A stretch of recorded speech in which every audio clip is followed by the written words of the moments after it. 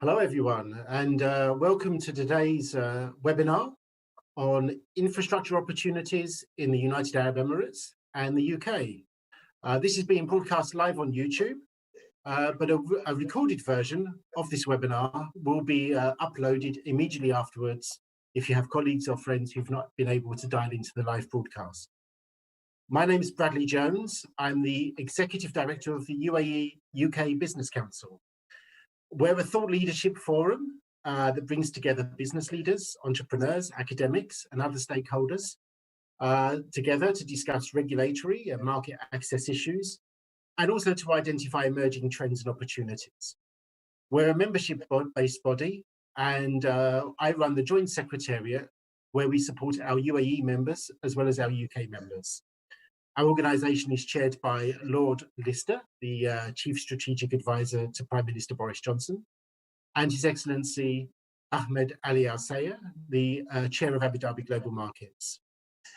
Throughout the course of this year, the Business Council will be running various events and campaigns, webinars, roundtable discussions on a range of topics covering many sectors. And these webinars will be supported by our working groups. And we have 5 working groups on innovation, future tech, and the fourth industrial revolution, on energy and sustainable growth, on healthcare, on education, culture and skills, and on industry and infrastructure. And this webinar today is being brought to you by the Industry and Infrastructure Working Group. So I hope you enjoyed the session. My contact details will be on the slide at the end of the webinar.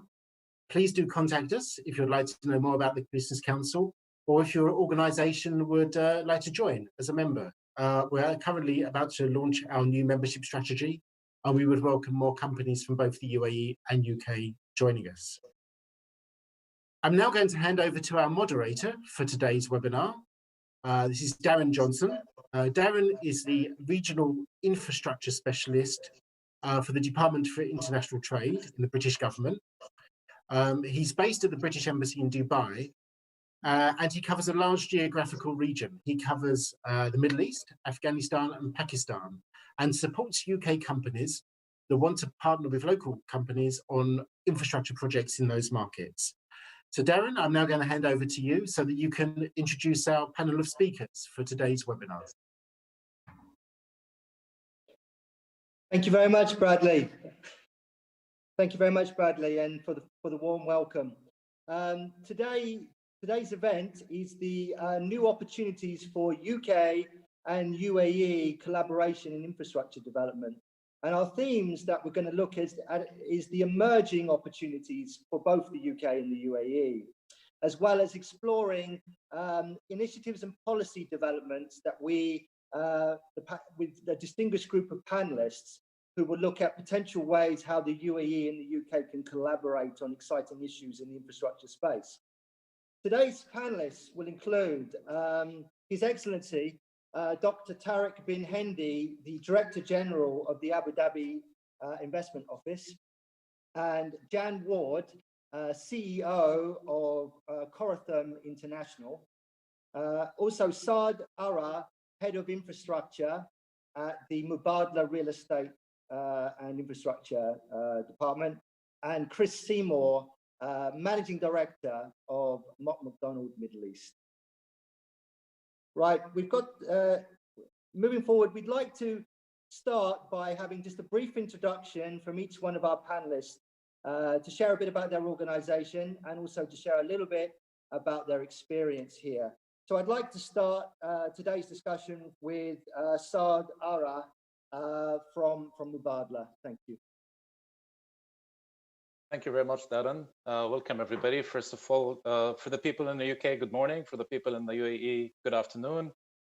I just want to say that I'm really excited to be part of this panel and be joined by our peers and esteemed guests on the panel too. The UAE UK Business Council has played a great role in further cementing the ties between both our countries, and we're very proud of this relationship. I think the best thing is to give you a little bit of background about myself. My name is Saad Arar. I've been working with Mubadala since 2006, a banker before joining Mubadala, but I can consider myself to some extent an infrastructure expert, and I'm proud to be here. For those who know Mubadala very well, most probably they would have been aware of the fact that during the late 2020 and early 2021, we've restructured the company and our investment platforms. We've created a new set of platforms, and one of them is real estate and infrastructure investments. That same platform deploys capital into physical assets around the world that offer long-term, stable returns across different business cycles. Despite the challenges in 2020, due to the pandemic and the virus, we saw the benefits of the infrastructure segment further emerge as a safe haven to some extent to investors like us. We look at investments that provide us with resilience, especially in the downturn of the economies, and we look at making sure that cash yields and stabilized returns are always there. Our platform is split into three categories or three sub-platforms or units, let us say: digital infrastructure, traditional infrastructure, and real estate. I'm presenting here, of course, today traditional infrastructure. What do we do in traditional infrastructure? We mainly focus on transport,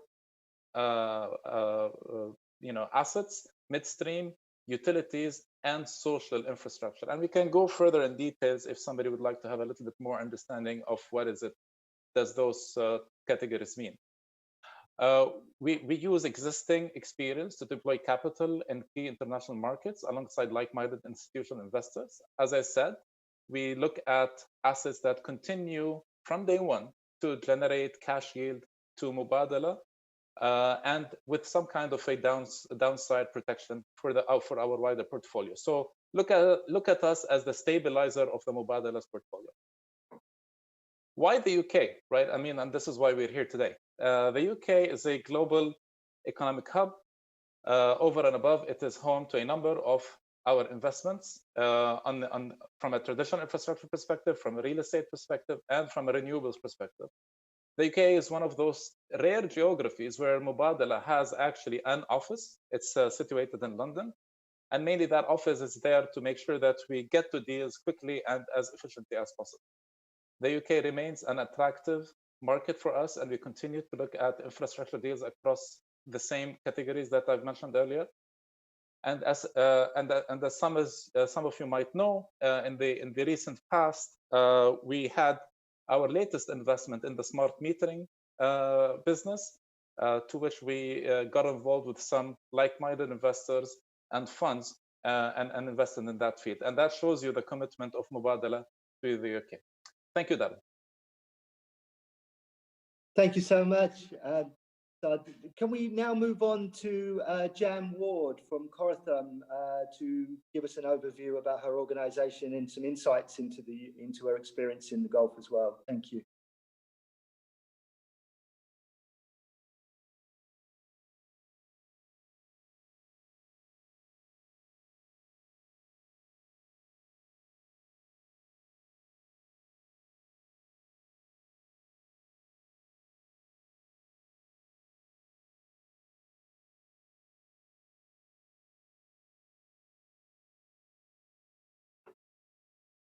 Right, just seem to be having a little bit of a technical problem now. I believe we're going to move over to Jan now, just to give us that overview. Thank you. Is that better? Can you? I'm sorry. I think. Yeah. Okay. Good. Brilliant. Hi, Jan. Thank you. Again, another 2021 problem. Yes. So I'll start again. Good afternoon to everybody in the UAE, and good morning to everybody here in the UK. My name is Jan Ward, and I am the Chief Executive of Corathum International. We are a supplier of equipment for critical applications in the oil and gas industry, and we have had a presence in the UAE for over 30 years now. I have a great affection for the UAE, and I am quite sad at the moment not to be able to be travelling there, I have to say. I also co-chair the Infrastructure and Industry Working Group, My opposite number is Badr Al Ulama, and he works with Mubadala. And we have been working as a group to try and understand how we bring together the technology that's available in the UAE, how we can link that in, and the technology that's available in the UK together. The main purpose of the council is to bring together the two countries and to develop their economic activity between the two companies. And I feel that on the infrastructure and industry side, we have a great number of things that we could be doing. And in terms of what's happening in the UK, I really think that, for example, the Prime Minister's 10-point plan for developing green industrial base is very much aligned with the plans that the government in the UAE have. If you look at the sort of pronouncements that have come from the UK government over the last couple of years, the discussions around building back better and making sure that infrastructure projects are all linked to the net zero targets, and the levelling up agenda, very, very much important in the UAE, I feel, because of the desire to make sure that all 7 Emirates are successful. So I think we have so much in common that the council has got a great deal of opportunity in front of us to develop that. I feel that also, as the council, there is an enormous amount of opportunity there for businesses. And one of my main desires is to try and bring as many UK companies to the UAE and to ensure that the UAE has links into opportunities in the UK. So I'll hand back to you now, Darren. Thank you very much, Jan. And can we now move on to His Excellency, Dr. Tariq bin Hendi, the Director General of the Abu Dhabi Investment Office. Thank you. Hi, Darren. Thank you again to everybody, all my fellow panelists. It's a pleasure to be here. I think we haven't done enough justice to the discussion around infrastructure and how PPP and the public-private partnerships are going to help drive the way that we view infrastructure, but the way that it's approached going forward. I think if you look at the approach that we've taken in Abu Dhabi, and Saad Arar is the go-to person as it relates to how it is that this has been done with the education assets they've built and so on. I think when you look at it historically, it was always viewed as, let's build major projects on a PPP basis and let's build some of these more niche assets. And I think what has happened, so in 2019, Abu Dhabi issued a new set of laws and looking at how it is that the private sector could get more involved in a lot of this public infrastructure that was being built. We at the Abu Dhabi Investment Office were tasked with that responsibility of taking that forward as it relates to the infrastructure projects across segments, if I may refer to it as that. And we at ADIO, our primary task is really to be that funnel for people looking to set up in Abu Dhabi, the FDI component, but also looking at the public-private partnerships and musataha or land lease programs. Two important things, I think, in the context, and I'll perhaps discuss this later, but I think that from a 2020 experience, and I have to say it was probably more challenging than the financial crisis in terms of the way that it eradicated normal human behavior, right, other than a particular sector being impacted, is what it brought to the fore was the fact that the plans that we've been putting in place in 2018, 2019 needed to be launched and launched very quickly in 2020 going forward. And that includes the private sector involvement in all of the infrastructure projects that we have. So when we look at this and when we approach it now going forward, it's always about, one, how do we allow the private sector to invest alongside the government in the development of these projects, and that's really financially driven. But then the outcome of that is, how does that help with efficiency? How does that help with innovation? How does that help with the growth of infrastructure development across segments in Abu Dhabi, and then be able to, one, exchange that knowledge between the private sector and the government so that one, you're able to build that skill set in each of those parties, but two, you're able to then really solidify the relationship between the private and the public sector. And that's what's very important and what it is that we're really seeking in all these exercises. So look, it's a pleasure to be here. I look forward to the conversation, and I can't say much more than what my fellow panelists have already said. Thank you. Thank you so much, Excellency, Dr. Tarek. It's been a pleasure. And our final speaker today will be Chris Seymour, the Managing Director for the Middle East for the multidisciplinary engineering practice, Mott MacDonald. Over to you. Thank you, Chris. Thanks very much, Darren. Good afternoon and good morning, everybody. I'm very proud to be here on this panel. I'm very much looking forward to the discussion that we're about to have. Mott MacDonald is a well-known engineering and management consultant. We've been, the UAE has been our home for many decades. I myself have been here about 12 years, and I must say the last decade has probably seen, I would say, more progress and more change than the ones going before. And I'd certainly echo Dr. Tarek's comments about the last year. That was certainly a year like no other. But as we go into the next decade, we're definitely looking forward to this in terms of optimism and really looking at some of the opportunities that are starting to come to the market. And I think that one of the things that, two of the emerging themes that we're seeing is definitely around climate and technology. And those two themes are definitely present when we look at infrastructure development. But I think also one of the changes we are seeing is that the optimism the government has in working side by side with the private sector, we're seeing that much stronger now and in the last year than ever before. And I think that that obviously creates opportunities not just for businesses that are already present in the UAE, but also opportunities for businesses that are in the UK. Mott MacDonald itself is a UK-based business. And as I say, we made the investment and came out here many decades ago, but it is still not too late. And there are many opportunities and many pathways that many organisations, particularly in specialist areas, can become involved. So I'm very much looking forward to definitely the next decade, but more importantly, to this session. Back to you, Darren. Thanks very much, Chris. Delighted to meet all the distinguished panel. Certainly very much looking forward to exploring a number of key issues for the infrastructure community in the UAE and also within the UK as well. And with that in mind, I'd like to move on now to some questions to start getting the debate going. And I'd like the first question will be addressed to Jan Ward, and it goes as follows. Jan, hi. In December 2020, the UAE set an enhanced climate target of reducing greenhouse gas emissions by 23.5% by the year 2030. This actually translates into an absolute emission reduction of about 70 million tonnes.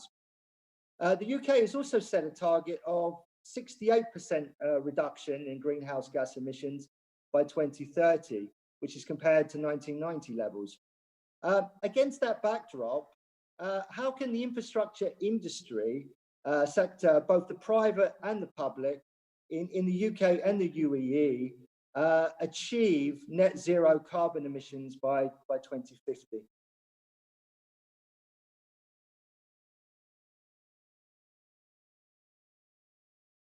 Sorry, Jan, I think you need to unmute your microphone. Sorry about this. Thank you very much, Darren. This is a huge subject and has been occupying better brains than mine for decades now. I think that the combination of private and public sector is absolutely key to any sort of success for this. The fundamental targets that have been are such far-reaching and they have such a big effect on the whole of a country's population and economy. It can't possibly be achieved by just one or other of those two parts of a society on alone. They have to be innovative and collaborative together to achieve these targets.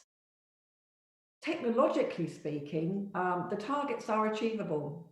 Carbon capture and storage, electrified industrial processes, biomass, hydrogen, synthetic fuels, renewable power generation. These are all possible and taken together would mitigate emissions. But the first step, I feel, is you have to galvanise the political will. And in both the UAE and the UK, there is already a determined commitment from both governments to a common purpose.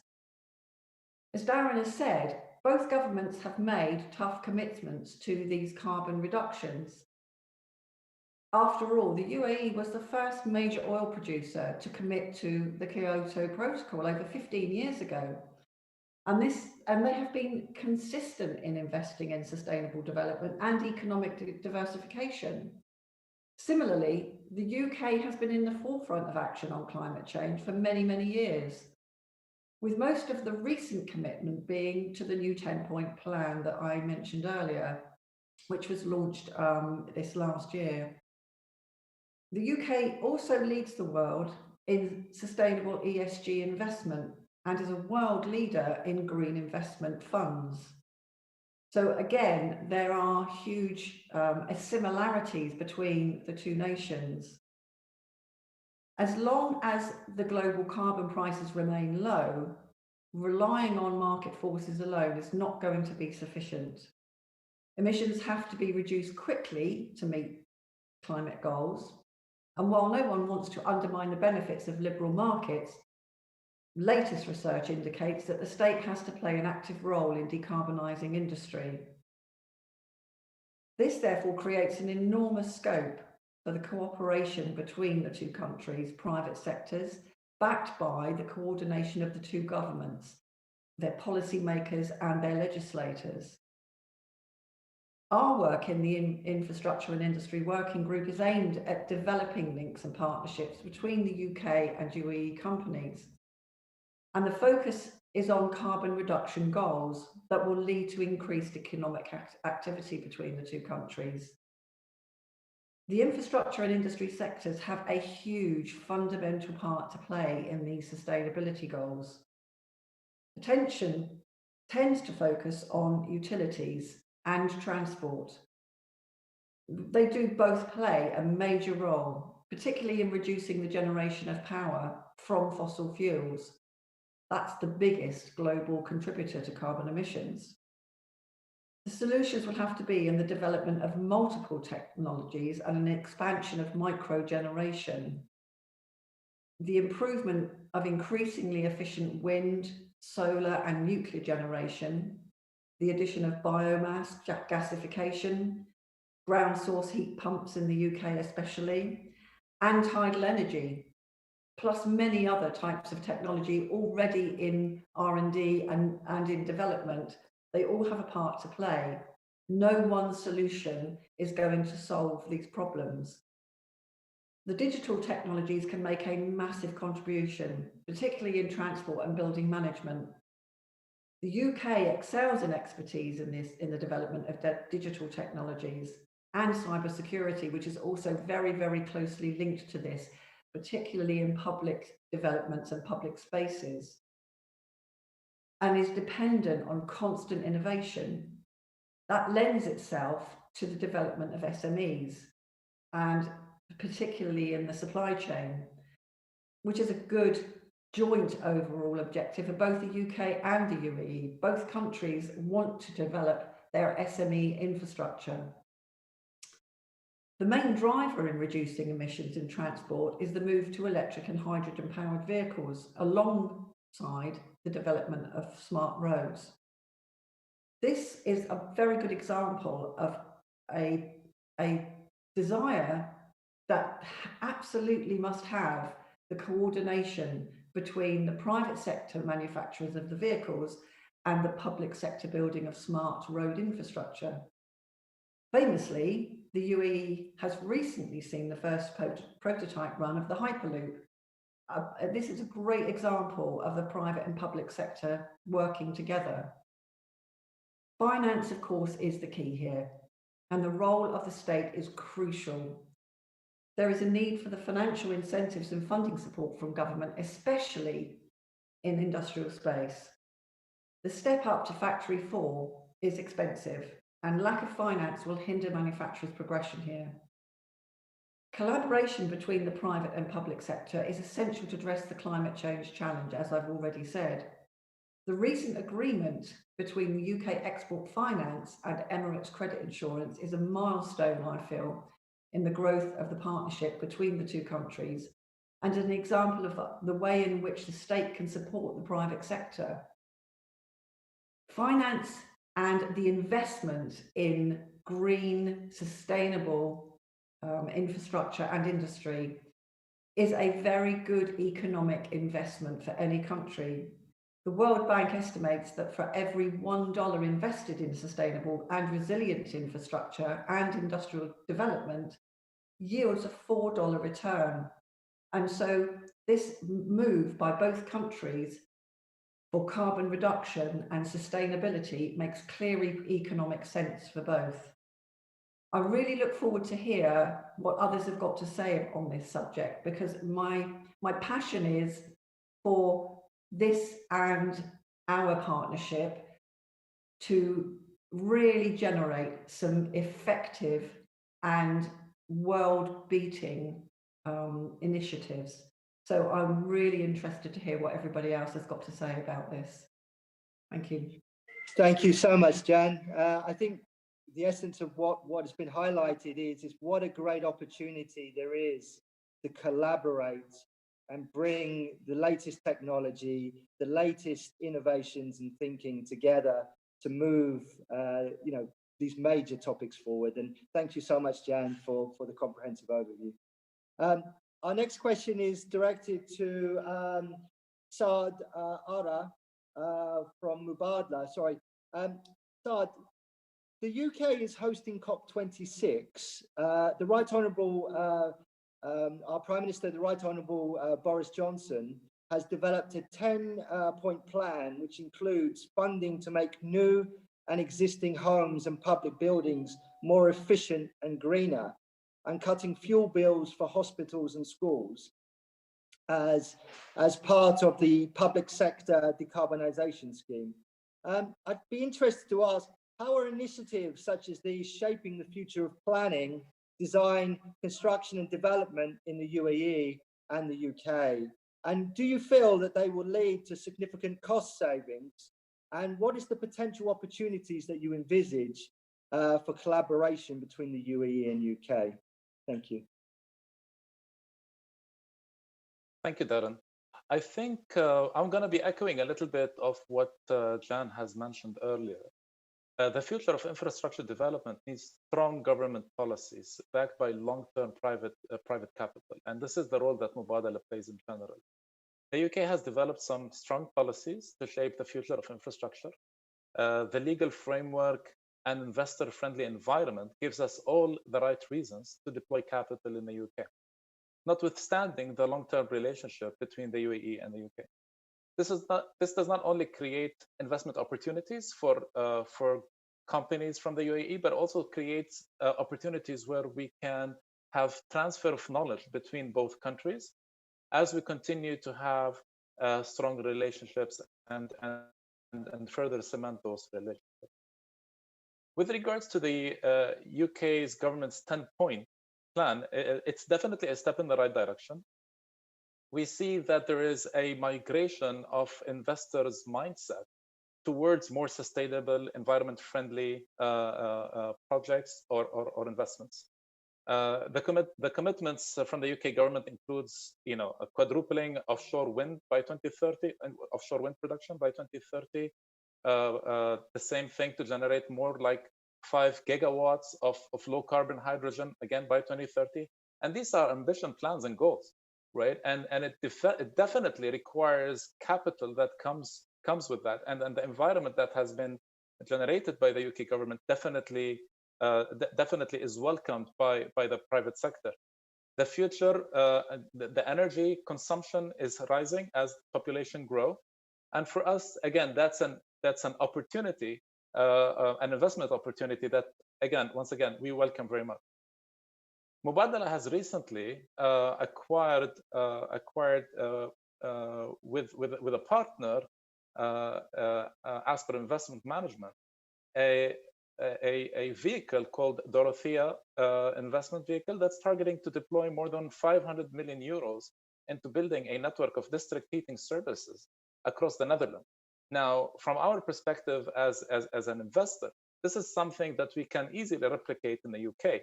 And the UK in certain regions and in certain seasons, this would be a very much welcome solution to some extent.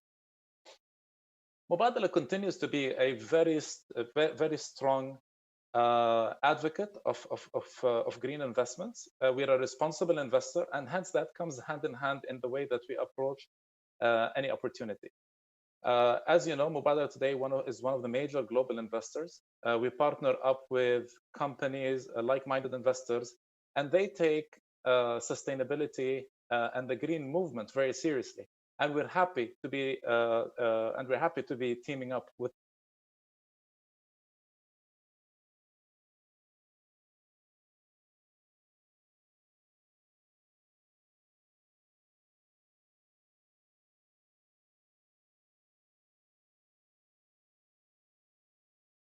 I think Saad, we've lost your signal there. Can you guys hear me? Lost your signal briefly. Yeah, sorry, we can hear you now. Sorry, Saad. Can hear you now. Thank you. Where did I miss you guys? Where did I leave you? Please continue from where you would left off, Saad. Thank you. Okay, so again, I was just talking about how Mubadala is a responsible investor. We team up with like-minded investors, especially the ones that are very much strong advocates of sustainability and green and the green move. As I said, Mubadala would be measuring this year and going forward its ESG performance, ESG risks and opportunities into investment and asset management processes will be assessed within the group. ESG awareness continues to grow around the world, and MIC will look favorably at ESG-friendly opportunities. So that's definitely part of our remit going forward. Clean infrastructure continues and has been for some time our top priority. As you know, that in 2006, Mubadala created Masdar, one of a kind of companies where their main purpose is to invest in renewables at that point in time. We have also under Masdar invested in 30 countries in sustainable and renewable energy. Even our production lines in aluminium, for example, under EGA, is currently using solar panels, right? So it just shows you that even the industrial segment of any economy can benefit or can play a role, an effective role in further enhancing sustainability and green energy. Last year, Mubadala became a member in the Hydrogen Council. This is the primary international organization focused on enabling the hydrogen economy to fulfill its potential and make a major contribution to the energy transition.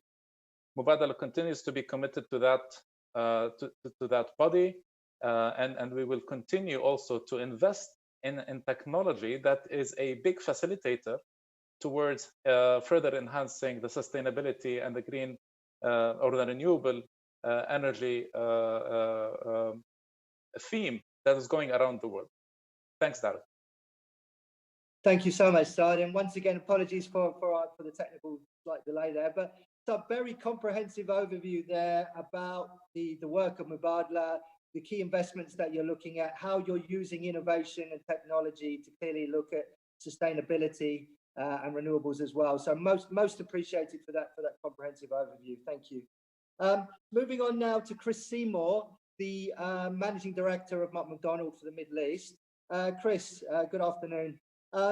During the COVID-19 pandemic, significant changes have been occurring in the way we live, in the way we work, and also in the way we relate to each other.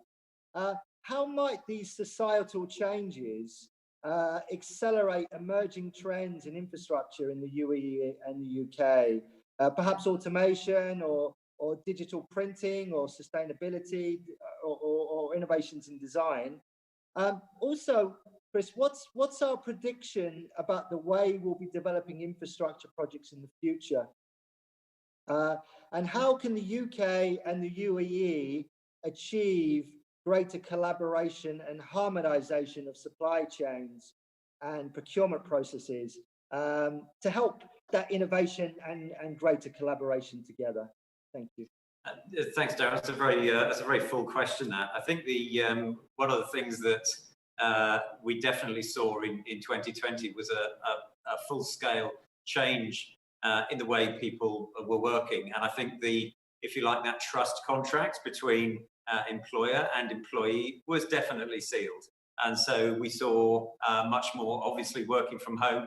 But I think that probably translated into more of an agile working method, which actually we have seen in other parts of the world, but we hadn't really seen coming to the fore quite so much in the UAE or indeed in the Middle East. And I think what that meant was that technology became far more part of people's lives.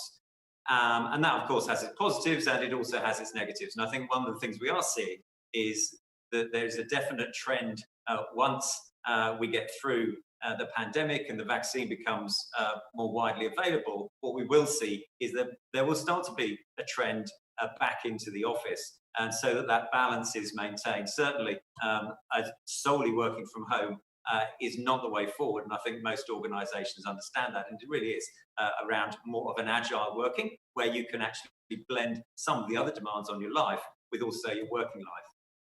I think one of the things that we always have to remember, and as a company fully involved in infrastructure, it's a very big part of what we do. Half of our staff actually work on sites, and they do not have the luxury, and indeed never had the luxury, to actually work at home. And so they actually battled through and are battling through the pandemic by going to the sites. It's created some innovation, indeed, in how things are inspected, but also there has been more innovation in the way things have been designed.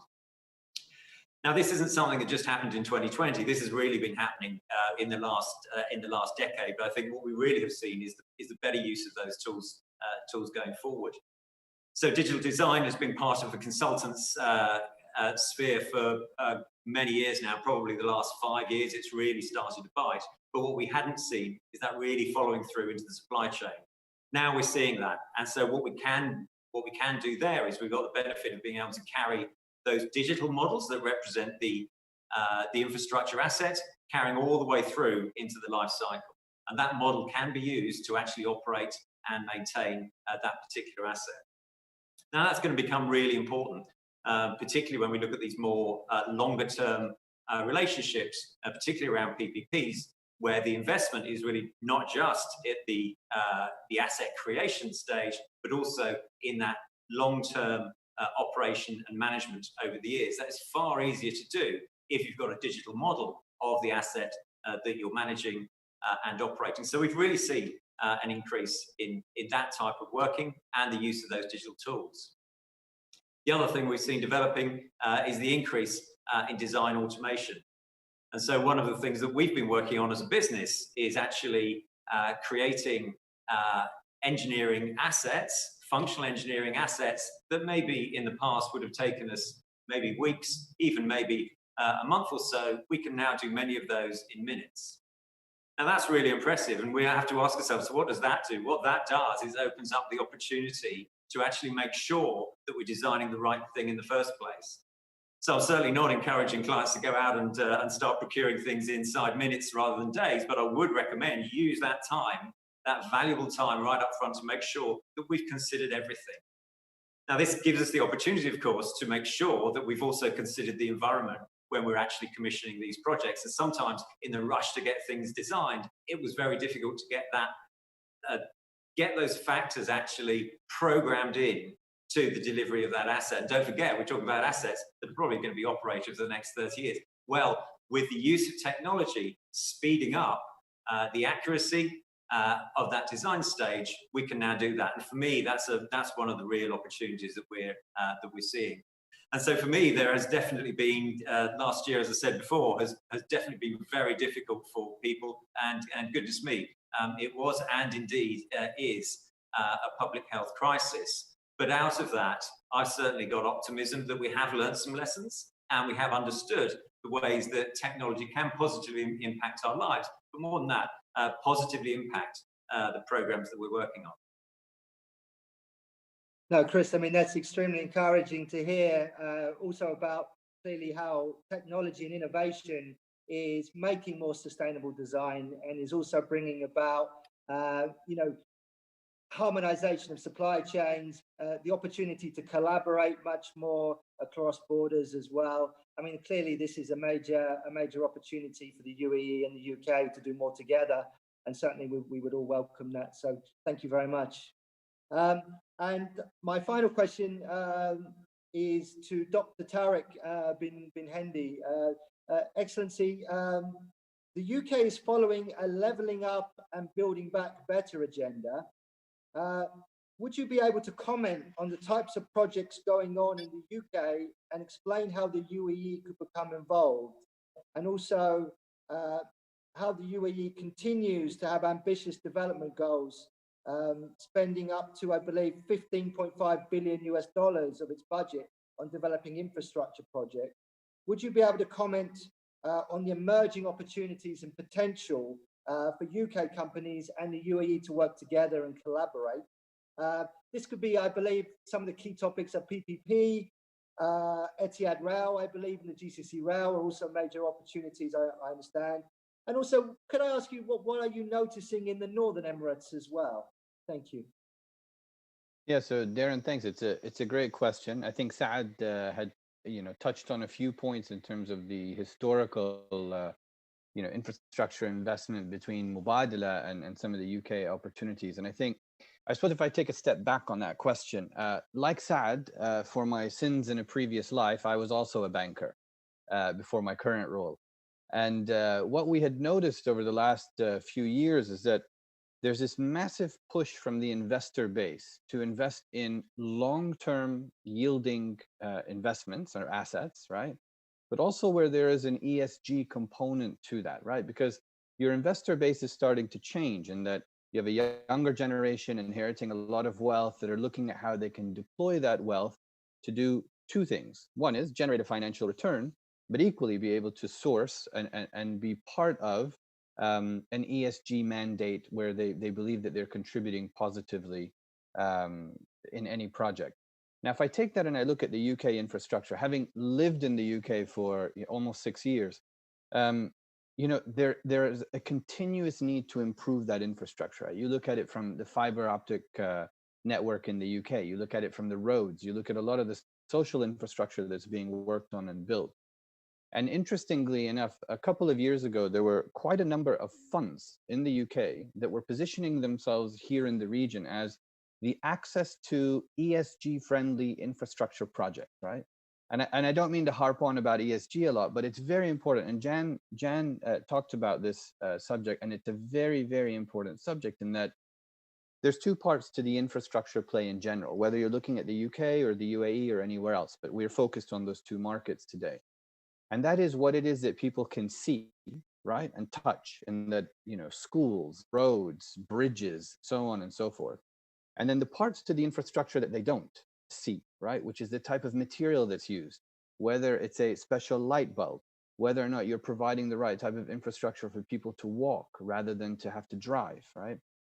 Now, these two things become very important in the narrative of how it is that you structure a project, an infrastructure project.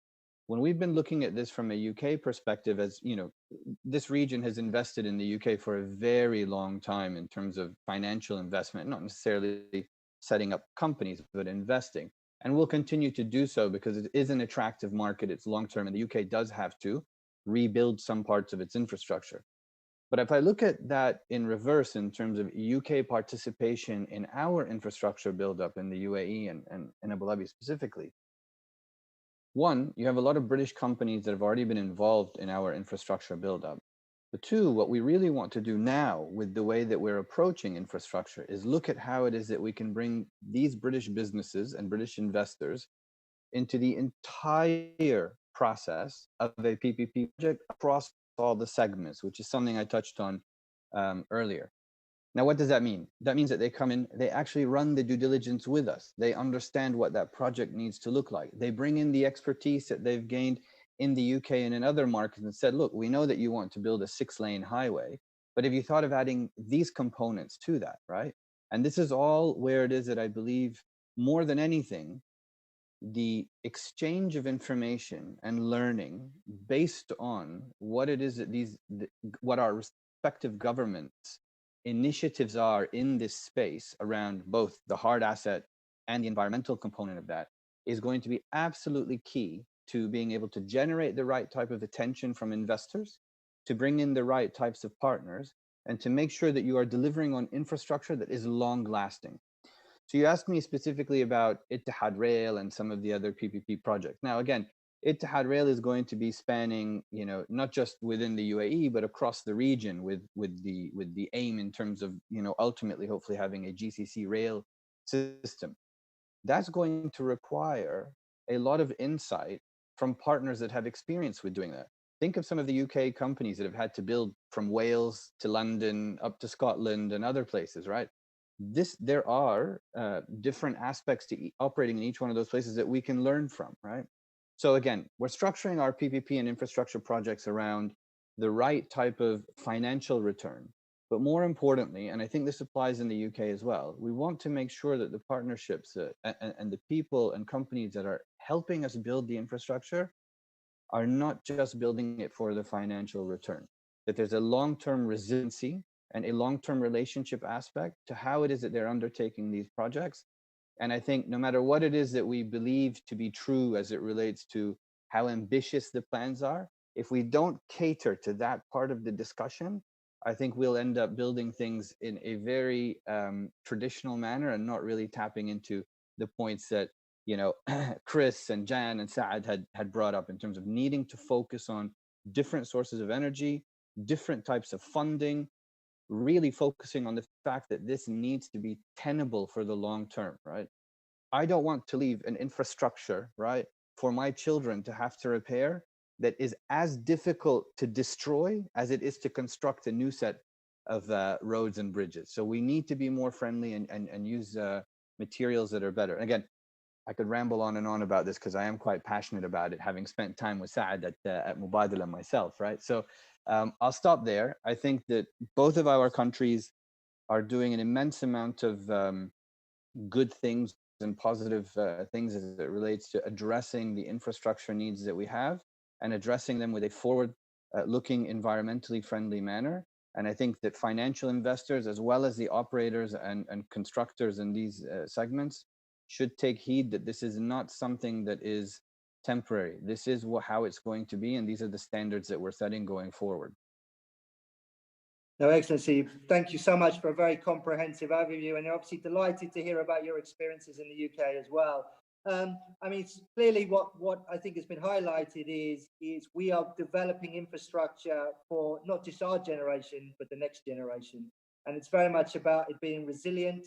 It's very much about getting the best value for money and the best innovations in technology to make sure that technology and that infrastructure is lasting and meeting the needs of the next generation. So very positive, and thank you so much. Right, very much enjoyed the conversation, and because of that, I would like to ask the whole panel actually just one more question, which is I think would generate some interesting discussion points. Right.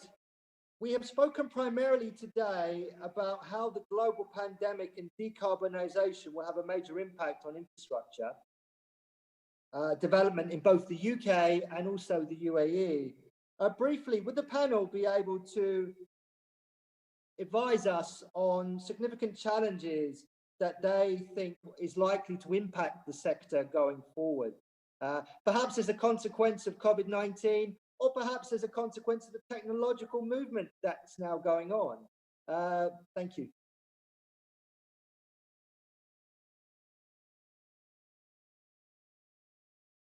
Should we direct the question to you, Jen, first of all, and then we'll move on? We'll make this a quick fire round, maybe a 1 minute answer for each of you. Yes, well, I think it's a very, very big question that we're not going to solve in 5 minutes, that's for certain. There are so many things other than COVID and the climate change agenda that are global issues. But for me, I think one of the most important and at the top of my list, other than those two topics, would be education and skills. I think for me, there are so many elements and so many benefits that come from a globally well-educated population. You know, there are massive gaps between the experience and skills and education in the Western world and other parts of the world. And what it does is it changes people's lives to be educated and have skills, but it also changes their families' lives. It completely changes the whole of a family's outlook and future. And it's very much about leveling up globally for me. You know, if you think about it, the ability to understand and learn and to have skills is what makes the difference between us and our ancestors and the way that our lives are now, how our health is, how our industry works, how much easier our lives are than they used to be. And I think one of the other things that I think is incredibly important is international student exchange. I think that if I look back at the situation in my early years as a teenager and in my 20s, there was a huge amount of prejudice around. But if you look at my son's generation, somebody's nationality is irrelevant to them. An international student exchange makes a massive difference. It does so much to link up societies and countries and develop really good global relations. So that's the one that I think for me would be top of my list. Could I invite comment from some other panel members as well, please? Thank you. Saad, Hayak, after you. Thank you. I thought, Dr. you were going to start. No. Actually, this is a very interesting question because it has so many angles and so many perspectives that we can't even imagine, right?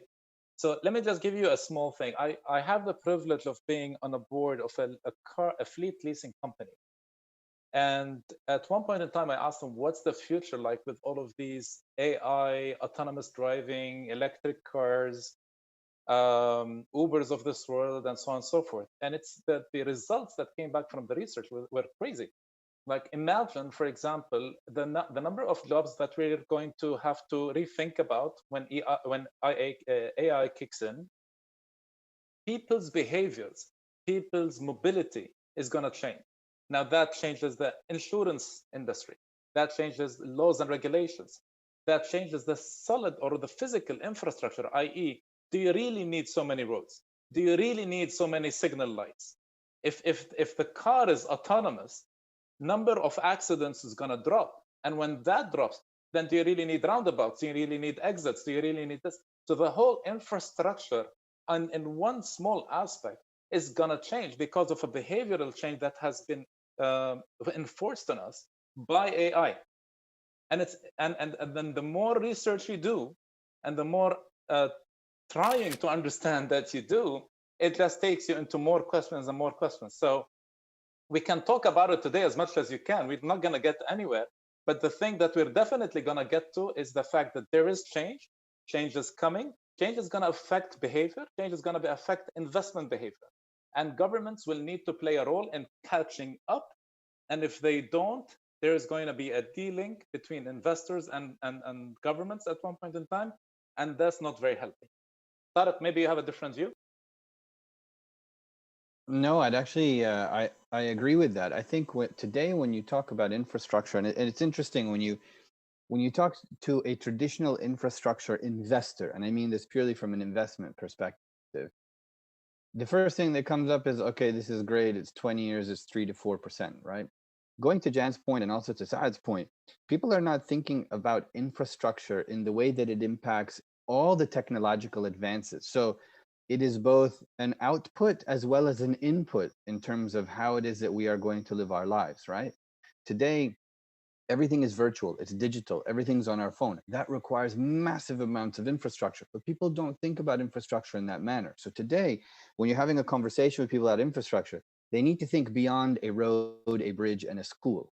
You have to think about what's being taught at the school, right? What is it underneath the road in terms of the cabling and how it is that we're going to become more connected through the hard assets that we have with infrastructure that's not necessarily linked to that hard asset.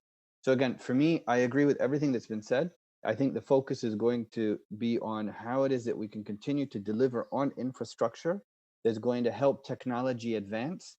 And it's going to be an interesting circular movement in terms of what drives the other. But one thing that's for certain, in my view, is that if infrastructure projects are not focused or do not adopt ESG as a policy, it will be much more challenging to convince the masses to invest in that and to participate than it would otherwise. Thank you, Excellency. Chris, would you like to give a comment as well? It's always very difficult coming last on these, isn't it? Because I agree with everything everybody's said. I think one of the really interesting areas from a technical perspective is as we move from asset creation into asset management, getting that technological answer to asset management right. And we've got a real opportunity to do that. Don't forget, our cities are all very new. We don't have to deal with the, if you like, the legacy of other parts of the world. So for me, that's a real opportunity. But honestly, the one thing for us, we're very proud to leave a positive footprint wherever we go. And I think that going back to what Jan mentioned, it's really around making sure that we can actually train the local population around some of these emerging trends around climate and particularly around technology to really follow us through. For me, I think that's one of the most important things going forward. And there's no doubt it is a challenge, but we're really looking forward to it. Back to you, Darren. Thanks so much, Chris. And once again, thank you so much to our distinguished panel today. I think I'd like to first of all say thank you also to the UAE UK Business Council for hosting today's webinar. And as I mentioned to our distinguished panel, His Excellency Dr. Tariq bin Hendi, the Director General of the Abu Dhabi Investment Office, Jan Ward, CEO of Cortham International, Saeed Ara, Head of Infrastructure at Mubadala Real Estate, and also Chris Seymour, the Managing Director of McDonald International for the Middle East. I think what struck me in this very comprehensive discussion is all of us are playing a major role in our industries, whether it's the partnership approach between governments, whether it is the innovations that we're developing, to solve design and sustainability and renewable problems. But it's also about developing opportunities for the future generation and about building a society that the future generation, would like to live in and thrive in. And we're seeing that through education. We're seeing that through how we can do more for the environment to create a better future for the environment.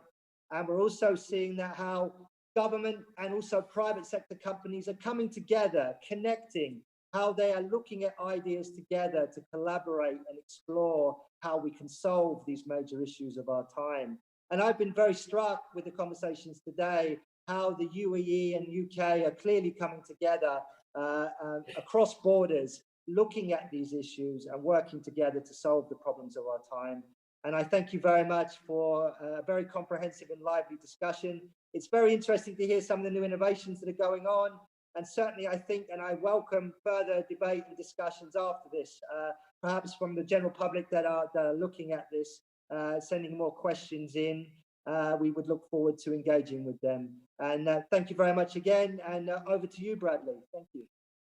Thank you, Darren. And thanks to all of our panelists and speakers today. It's been a really interesting and stimulating debate. And, we're really grateful for your very insightful comments. I've just picked up one or two comments at random that really resonated in my mind. Saeed, your comment about the migration of investor mindset to more environmentally friendly and decarbonisation focused initiatives in the future. Of course, this is going to be a very prominent talking point throughout the course of this year as we build up to COP26 in Glasgow towards the end of the year. And the Business Council will be running a series of campaigns and events as we count down to that very important summit. Jan, you mentioned earlier in your comments, you referred to the recent partnership announced between UK Export Finance and Etihad Credit Insurance. And the Business Council is planning to host a webinar to explain this in a bit more depth. And this will be held at the end of February. We haven't quite finalized the date yet. So please do keep a lookout on our social media channels so we'll confirm the date and the content of that webinar in due course. As I mentioned previously, this has been a live broadcast, but a recorded version of this webinar will be uploaded to our YouTube channel later today, and you can use the same YouTube link to access it. So for colleagues and friends who weren't able to watch the live version, please do pass the link on to them. In addition to thanking our panelists, finally, I would like to thank our technology partners who have helped organize the logistics for today's event. 3C International, great company. We really appreciate all of their support in delivering a glitch-free webinar. So really, really appreciate that. Finally, one more thanks to all of our speakers. We really appreciate your commitment and support during such a busy time for all of you, and the support that you give to the UAE UK Business Council as well. Very much appreciated. So thanks to everybody, and thanks to our audience for joining us today for this webinar. And with that, I say goodbye to all of you. Thank you.